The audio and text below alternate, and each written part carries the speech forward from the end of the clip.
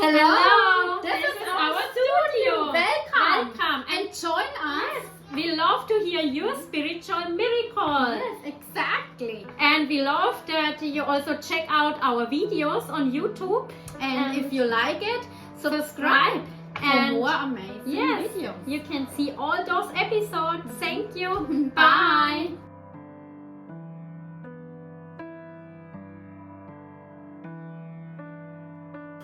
Well, thank you so much for having me. My name is Reginald Sherman. I grew up in a town in Greenville, South Carolina. One of the biggest things with me, I grew up in a single parent home, and life was a little different with me doing that because I came from a very religious family, and my mom, it was 11 of them, kids, and everybody, my mom was the only one that had a child out of wedlock. And with that being said, some of my family members thought a certain way about me because I was born out of wedlock and told me, that I wouldn't amount to anything because of that. And it was kind of tough with life because when you think about when somebody says that to you and you live in a single parent home where you're poor, it kind of makes you think, oh man, they're right. They're right.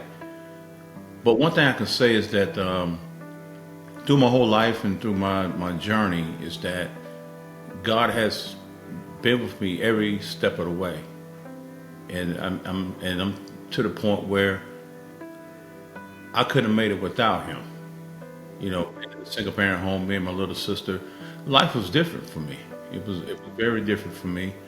My mom used to work 3 jobs, went to college, played for 7 choirs in the church at the same time. But still, I remember experiences where she came home from work and cooked us dinner, and she didn't eat. And I was like, Mom, I said, you're not going to eat? She said, no, I had a big lunch today. And I knew that was a lie. It wasn't enough food, to go around and things like that. So it was very devastating for me to see that. And then it was very devastating for me to hear that I wasn't going to amount to anything from some of my family members because of the religious aspect, of their life. But I had one person that was very amazing to me. That was my grandfather. He mentored me, and showed me the way, showed me hard work, dedication. He was a pastor. He owned his own convenience store next to the house, and then he built his own churches too. And it was all about teaching me the struggles in life and how to be a man in life at an early age and things like that. So when we used to go stay with him in the summertime, all he did was just teach me, get up in the morning, you out of school for the whole summer, but you're not laying in the bed till 9, 10 o'clock in the morning. It's 7 o'clock, you're on the floor eating breakfast, and you're going to help work into the store, and I'm going to show you how to run a business. And things like that. And it molded me. He taught me things and things about life that, I didn't know anything about because I didn't have a father in my life. You know what I'm saying? My father did come back into my life. Him and my mom reunited when I was 30 years old. And I'm 52 now, so they've been together for 20-something years now. So, but at that point, I didn't have a father figure in my life, and I felt like, I was kind of upset about it with him. Like what father wouldn't come into his son's life? His son's, trying to be a good kid and things like that. But God didn't arrange it that way. Yeah, but as I grew older, I know that God has a way with you. He has a plan for your life. I understand that now. That it wasn't meant for my father to be in my life. It was meant for my grandfather to be in my life to mold me for my purpose. Because my dad couldn't have done it. Even though he's a good man, I love my dad to death, but for my purpose, my grandfather had to be assigned to me. The kind of funny part about it, he never apologized. He came into my life, like I say, him and my mom reunited and they got married. And that's one thing I had to deal with because the more I accomplished in life, the more God allowed me to accomplish in life and the place I am right now in life, he used to always say, that's my boy. I'm proud of him. You know, things like that. And I felt like, hey, man, you can't have your chest stuck out because you didn't do anything to make this. You know, my grandfather was the one that made me who I am. But at the end of the day, sometimes you have to take things, you know, for what it's worth. Because just think about this. What if he never said he was proud of me? You know, then I'd have been thinking something different. Like, man, he don't even, you know, acknowledge that and don't acknowledge this. So sometimes people have their own way of trying to make things right. You know, I feel like saying I'm sorry, I apologize. I think that's one of the most powerful things you can say to someone. You know, I've seen people in leadership that's been leaders under me, and they do something wrong or something to someone, and one thing they will not ever do is say I'm sorry, because they think it's a sign of weakness, but actually it's a sign of strength. Yeah, forgiveness is the most powerful thing you can do. The only way you're going to be able to live again is that you have to forgive. Because if you don't forgive, you're going to be carrying this weight the rest of your life. And life is so precious and so valuable, it's not worth that. You know, when I was called into the ministry, I had a dream 3 nights straight. And the dream was, I heard myself speaking, but I saw a church, a white church, and then I saw some people outside of the church in this field. And it woke me up at 3 o'clock in the morning, 3 nights straight, the same dream. So I understood God wanted me to get into the ministry and be a speaker and all that kind of stuff. So I did. And I got on my knees after that 3rd night and I told God, I said, okay, I'm willing to do what you want me to do. And coming from a generation of pastors and preachers and things like that, when I got into the ministry, everybody kept saying, you're going to be a pastor. You're going to be a pastor because they think that's the ultimate call, but it's really not. The ultimate call is what you are assigned to do.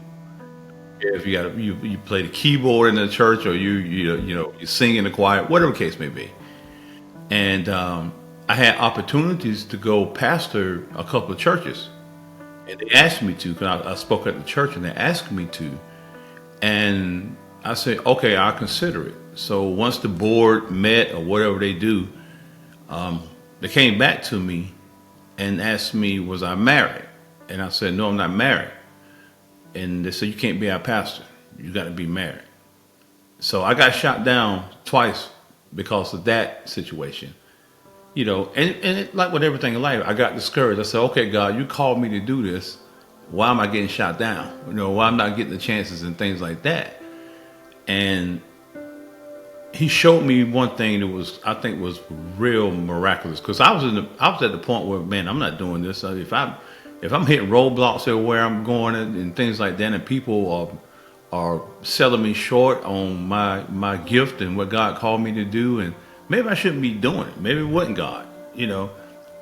So then there was one particular incident where I went to this church and I spoke. And never been to this church before in my life. So I went there and I spoke at this church. And that night, about 10 o'clock that night, that pastor of that church called me. And he said, my congregation received you so well, I'm willing to step down and give you my church. And I was like, whoa, you know.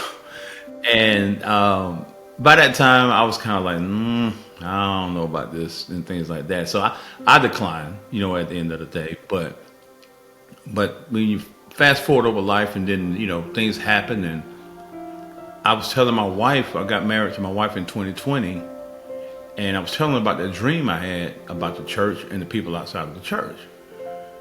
And that was years ago. I mean, probably 2006 or something like that when it happened. So I married my wife in 2020. And when I told her about this dream, we came home from church one day, and she said, hey, I need you to get up against the wall. Let me take a picture of you. And I'm like, huh? And she said, yeah, let me take a picture of you. Take your blazer off and put it over your shoulders. And I want you to take a picture. So I'm like, okay. Because I trust her. Wherever we was going with it. You know, I said, okay.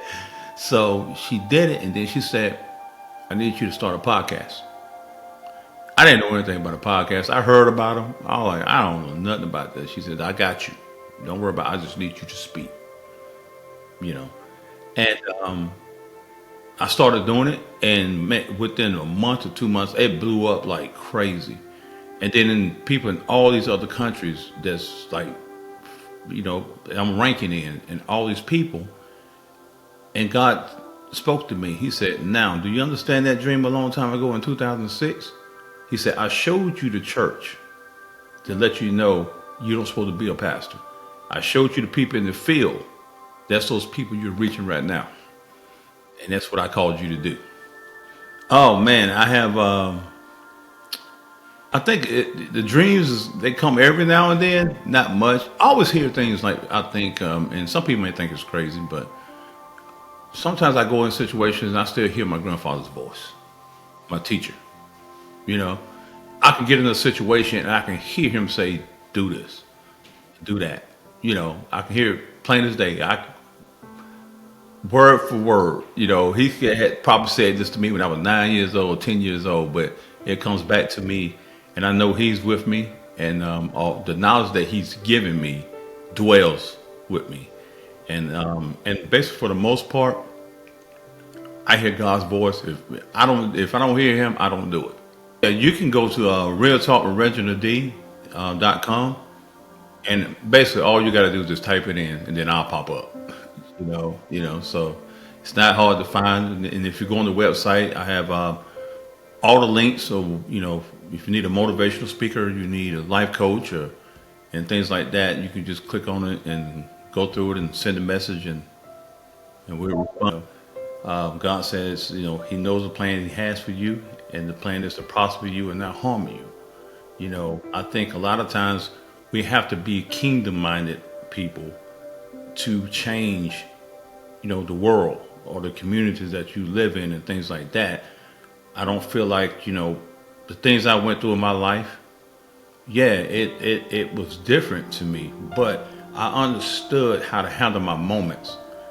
I couldn't be a kid like the rest of the kids. I couldn't be outside playing and stuff like that. 13 years old, I had to get my mom to sign a waiver for me to work at Burger King at 13, so I could help pay bills. Then I got to high school, 16 years old. When I got my car, I was working 3 jobs in high school and going to school because that was my moment. You know what I'm saying? I mean, I couldn't be down the street playing basketball with the friends or hanging out and all that kind of stuff. I had a moment I had to handle, and I want anybody to know that about themselves. It's not that, your life is over for you. It's just different for you. And once you understand it's different and you know how to handle your moments, if you handle your moments right, it'll get you to your destiny. When God used somebody and Christ used somebody, he always pick out the least of them, right? To raise them up. Look at David in the Bible. When the prophet came and it was like, hey, you got a son that's going to be the king. And he pointed out every son he had, except little David in the back there. He always take the least of us, and make it great. Thank you for watching. We thought it was a very interesting episode. Yes. And we hope to see you again. Yeah. Please. Thank you. Bye.